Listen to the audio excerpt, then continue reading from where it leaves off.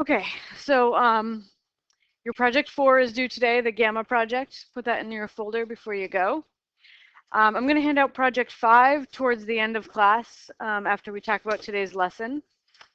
And then that's it for upcoming things, right? Project 5 will be due on March 28th. Okay, so we're going to continue our work with computing volumes today. We're going to study a method for finding volumes of solids that are created by revolving a two-dimensional region about a line. So the line is called the axis of revolution, and often this technique is called volumes by revolution. All right, so here I have 4 two-dimensional objects situated with respect to a line. Picture taking the two-dimensional object and rotating it 360 degrees about the line. Okay. So for this first upper left picture here, what kind of solid would you get after you rotate that rectangle around the line? A cylinder. Okay, how about this upper right picture? A sphere. And this triangle, a cone. And then how about this rectangle that's not actually touching the line? Yeah, like a tube. Yeah. So it will go around the line, so there'll be some space in the middle. Or you could think of it as like a long donut.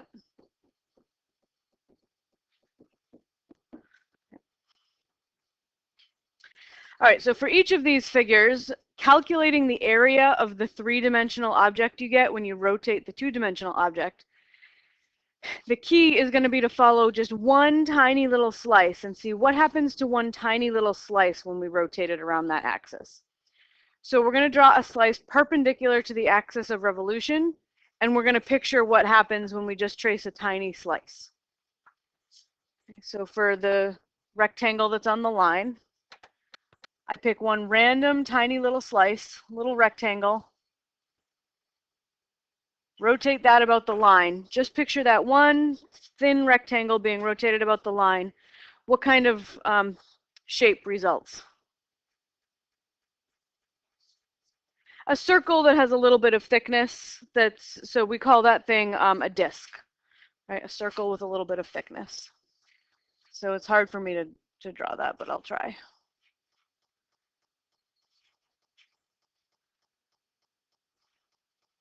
So that's a disk.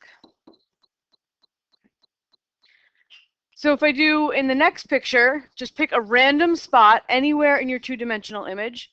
I'm going to draw a little rectangle, one little slice, perpendicular to the axis of revolution. What kind of shape do I get when I rotate that little rectangle about the line? A disk again.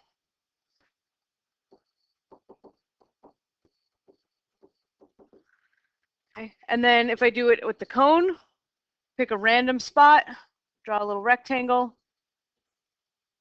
follow that rectangle as it goes around the axis of revolution, and you get a disk.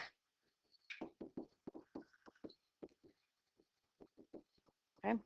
And then this last one, if I pick a random rectangle in my shaded region, and I follow that rectangle as I rotate it around the axis of revolution, what do I get? A donut, also called a washer. Okay, so you get something that looks like this, right? And it's got a little bit of thickness because that rectangle has a little bit of thickness. So we call this thing a donut or a washer.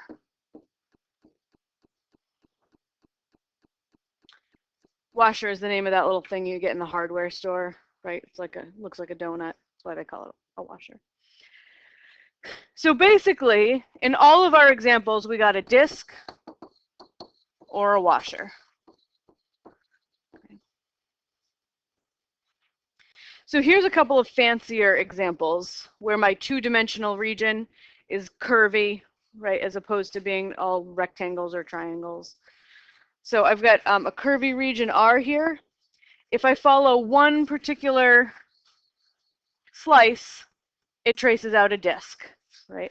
And you can see that if you, the whole region traces out this like bell-like picture.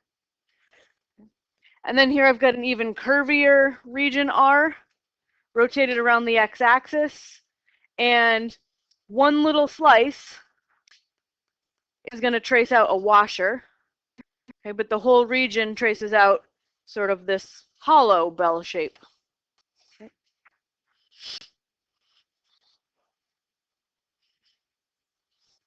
So again, we're generating either a disk or a washer, even when our two-dimensional region is fancy looking. So for obvious reasons, the method that we're about to study to find volumes of solids of revolution is called the method of disks and washers, okay? Because either you get a disk or you get a washer. All right, so let's look at some animations, because three-dimensional things are hard to draw. It's good to have computers do this for us.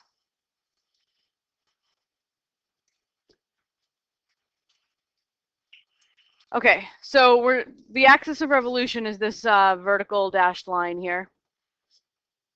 And here's a random slice. When you rotate it around the axis of revolution, we create a disk. It's got a little bit of thickness.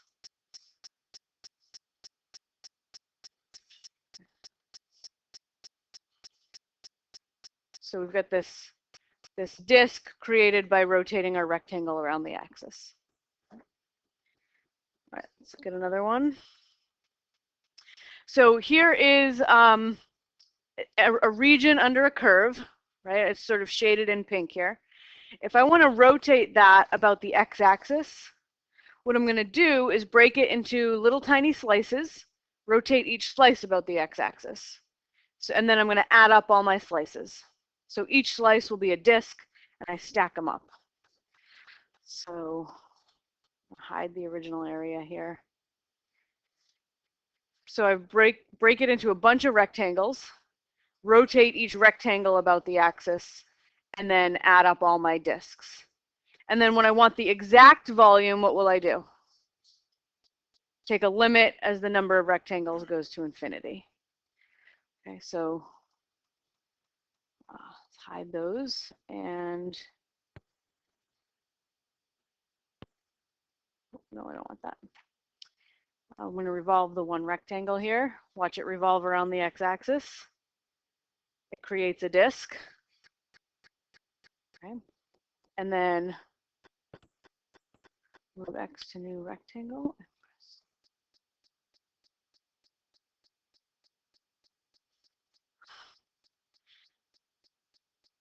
And then we do it again, right? And we just keep moving X over, and we get the volume of a disk, because we know how to find the volume of a disk. And then we're going to add them all up. So let's see them all. Kind of looks like a cake, right? A tiered cake. Each disk we can find the volume of, add them all up, and then we'll finally take a limit as the number of rectangles goes to infinity. One more. Here's the same image. I'm just not going to show you in terms of rectangles, but we're just going to rotate this about the axis and see what it looks like. So revolve it. You can see that whole region getting revolved around the axis of revolution.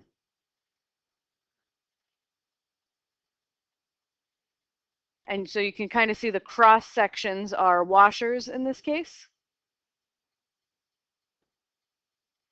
And then this washer, we're just going to treat as a disk, or treat it as a washer. It's easy to find the volume of, and then we just add them all up. So we just say, okay, there's an infinite number of those washers.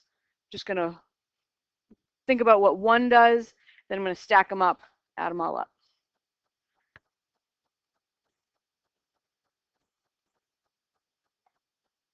All right, so let's do an example where we try to find the volume of a solid of revolution. So it's really important here to draw a picture of what you're trying to find. Several pictures are useful because it's really hard, at least for me, it's really hard to actually draw the three-dimensional object. So I draw several two-dimensional objects to sort of wrap my brain around what it's going to look like. So I'm trying to find the volume of the solid that you obtain when the region bounded by y equals radical x plus y equals -2, x equals 1, and x equals 4 is rotated about the line y equals 3. So there are 4 lines being given to you in that description. Graph them all.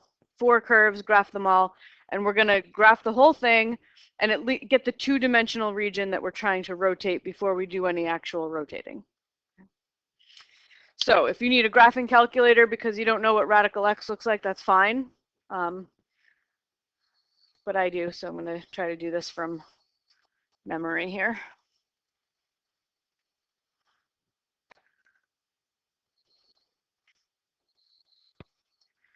Okay, so square root x looks like this.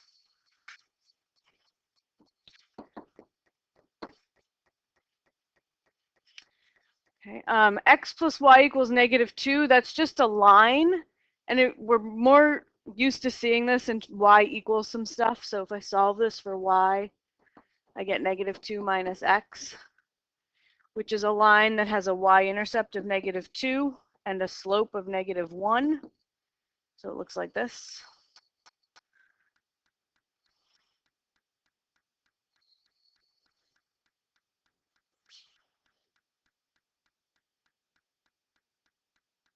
So this is y equals -2 minus x. And then I want to find the region between them,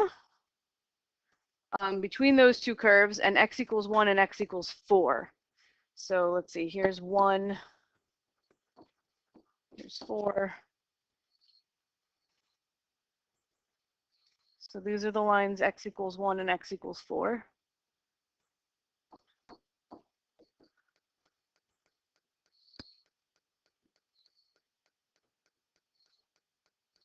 Okay, so this region in here is what's bounded by those 4 curves.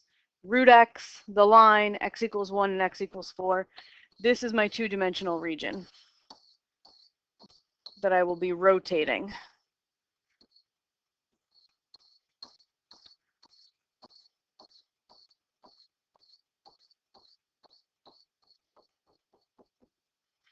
Okay. And then they said they want me to rotate it about the line y equals 3. And if this is the function square root x, at 4, the y value would be 2, right? So y equals 3 is a little higher than that. So I'll do, here's y equals 3. This is my axis of revolution, rotating around this. So we often put that little circle so that we remind ourselves what that line is. Rotating the region about that green line.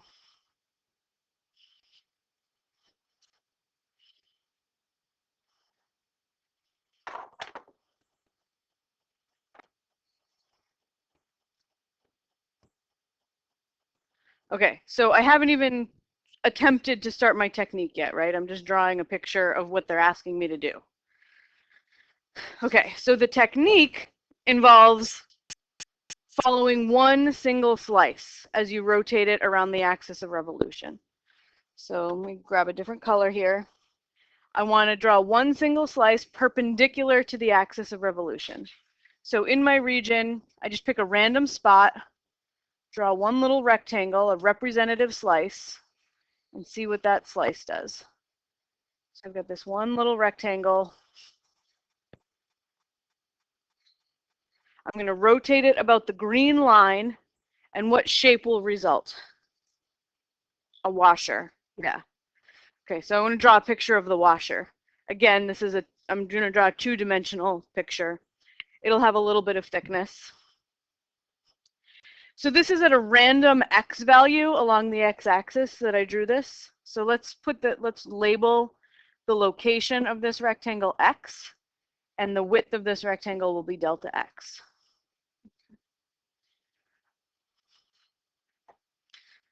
All right, so when I draw this, draw it nice and big. It's like my go-to problem-solving strategy is when I get stuck, start the problem over and draw it bigger. Always gives you a better perspective. All right, so I'm creating a washer. When I rotate that rectangle about the line y equals 3. And if I wanted to find the volume of a washer, this has a little bit of thickness, right? What is that thickness of this washer? Delta x, great. Yep. It's the thickness of the rectangle. Okay, so if you want to, so this is like a cylinder, it just doesn't have very much thickness, right? So the volume of my washer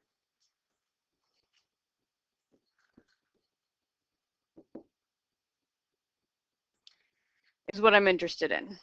Okay, so what if it was just a disk? How do you find the volume of a disk or a cylinder? Times the height, pi r squared h. Yeah, so what I'm going to do is I'm going to find the volume of this as though it were a disk, ignore the fact that there's a hole in the middle, and then subtract the volume of the hole in the middle. Okay, so this is going to be pi r squared h minus pi r squared h. Big R is the outer radius, and little r is the inner radius of this washer. So you've got a big radius, and you've got a little inner radius. So we have to figure out what those dimensions are, big R and little r. I need to know what they are in terms of x, right? Because if my height h is delta x, x is the only variable I'm allowed to be using here. All right, so we go back to our original picture that we're rotating here.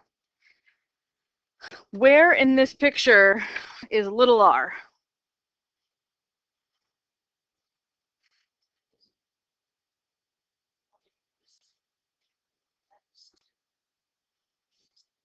Yeah, need some more colors here. I'll do green. This distance is little r, right? That's what's, when I rotate that blue rectangle about the line y equals 3, the distance from y equals 3 to the top of the rectangle is creating the inner radius of my donut. Okay. How big is that? What is that distance? Awesome, 3 minus the square root of x, right? So it's at a height of 3, and I want the distance to the curve y equals radical x. So we just subtract 3 minus radical x. All right, where is my outer radius? Henry?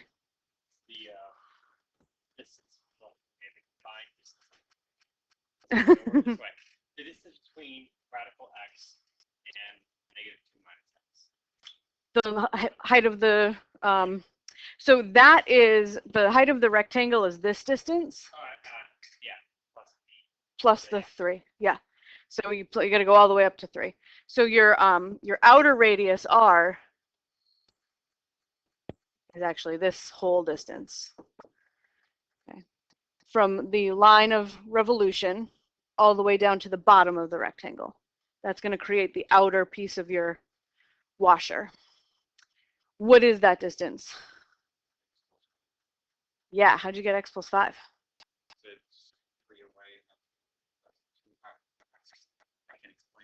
It's okay.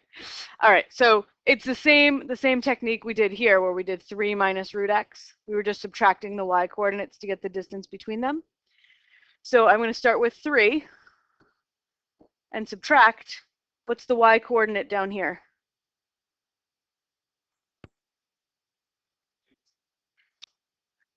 -2 minus x, right? It's on this line, yeah. -2 minus x.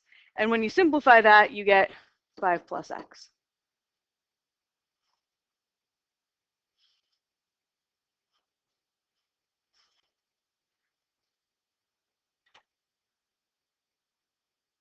Okay, so let's go to our washer picture and fill in the capital R and the little r and the h's with what we know they are now. Okay, so big R turned out to be 5 plus x. So this is pi times 5 plus x squared. Just going to square that radius. And then the height of the washer, that's just the thickness delta x. And then subtract, running out of room here.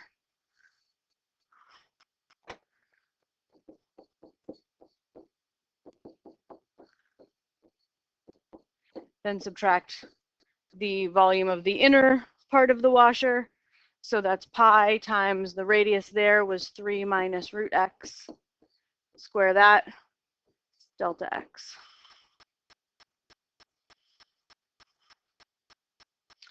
All right, so we can find the volume of one single representative washer. As we rotate one representative rectangle about the axis, we can look at what happens to the volume of that particular washer. Then I just need to add them all up. I'm just going to add up a whole bunch of these things. So I'm going to jump to another page here.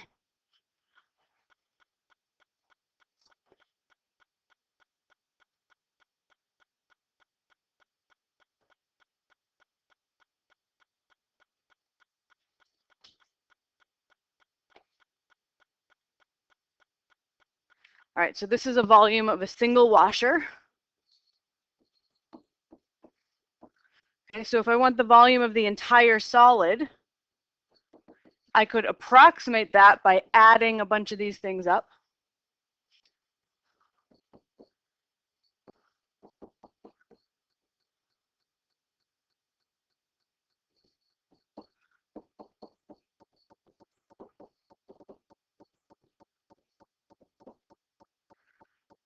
And I'll just add up, say, n of them. Right. And then if I wanted it to actually be exact, I would take the limit as n goes to infinity.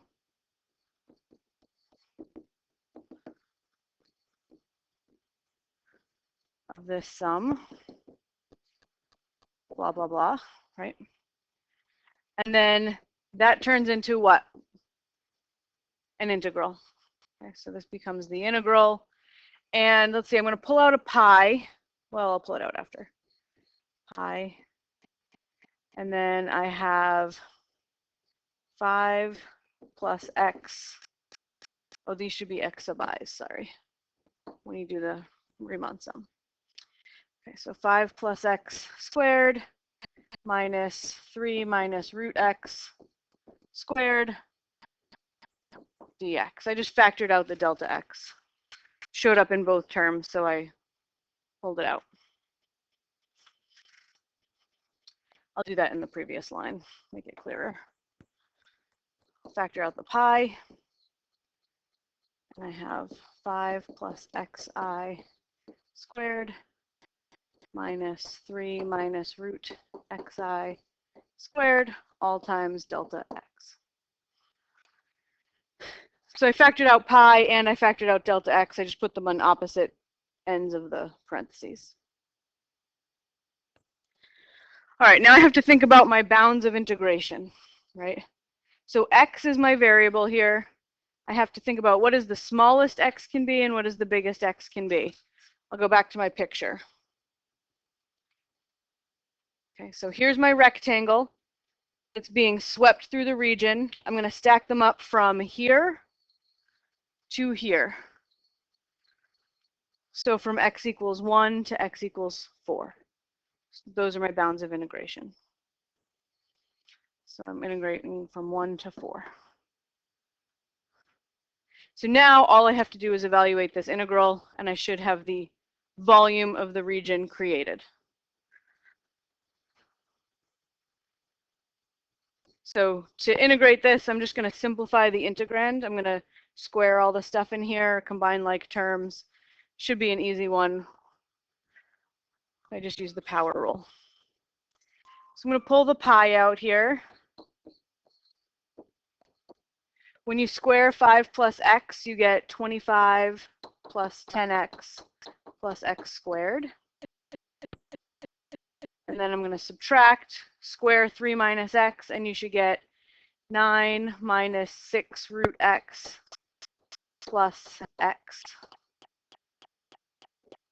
dx.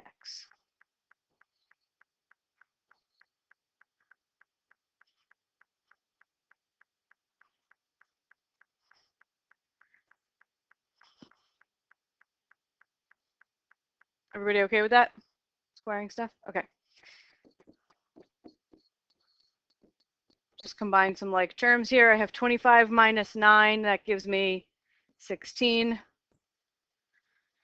Other like terms, I have a 10x minus an x. That's a 9x. And then I have an x squared. That's my only x squared term. And I have plus 6 square roots of x. And I'm going to write that as 6x to the 1/2 to make the power rule easy.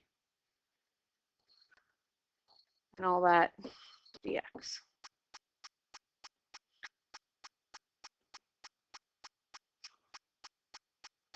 Did I mess anything up?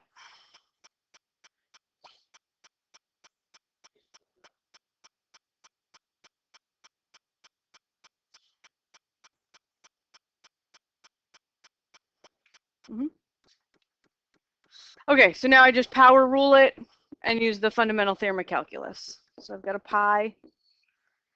Take the antiderivative of each term, so I get 16x plus 9x squared over 2 plus x cubed over 3 plus, when you add 1 to a half, you get 3 halves. So I have 6x to the 3 halves divided by 3 halves. Evaluate all of that from 1 to 4.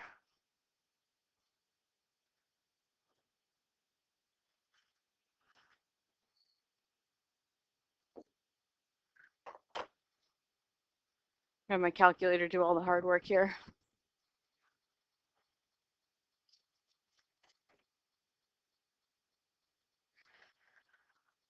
Okay, so I'm just going to type in y equals all this expression that I'm going to have to plug a 4 into and have to plug a 1 into.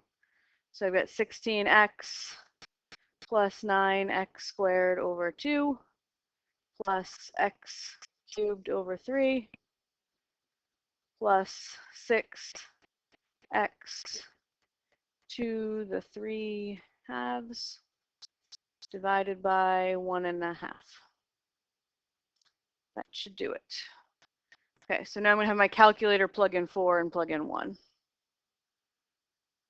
So I'm going to have y1 of 4 minus y1 of 1. And then I multiply that by pi. 164.5 pi.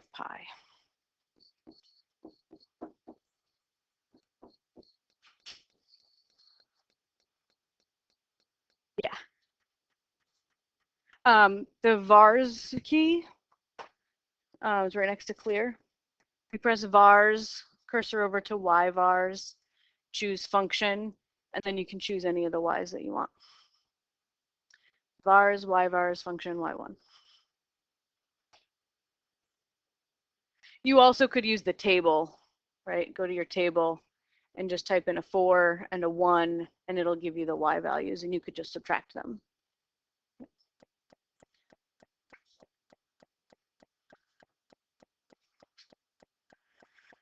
Whew, it's a lot of work, right?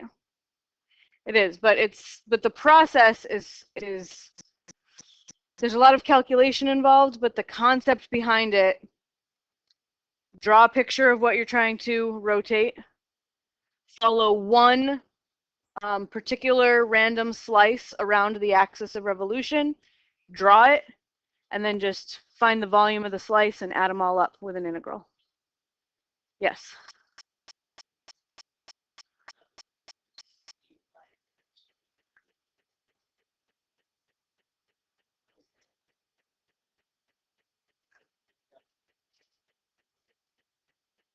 What straight line? The line? The pink line? That was given in the problem. we were supposed to graph the line x plus y equals -2. So I drew that line because they told me that I wanted to find the region bounded by square root x, that line, x equals 1 and x equals 4. So I graphed all 4 of those lines and I found the region bounded by them.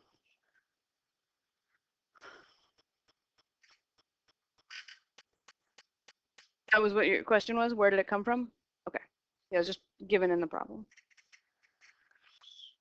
Okay, so here is the summary of how to do the disk method and the washer method. The disk method is easier. I didn't do one because if you get the washer method, you'll get the disk method. You just have to remember that the area of a circle is pi r squared. If you want to find the area of a washer, it's pi big R squared minus pi little r squared. So you can use these formulas, right, to find the volumes. But we just did a really complicated problem without any formulas, so you don't need them. Okay. And cool little website that you can try playing with on your own if you want later. I won't do it now. And that's it. You can try some on your own.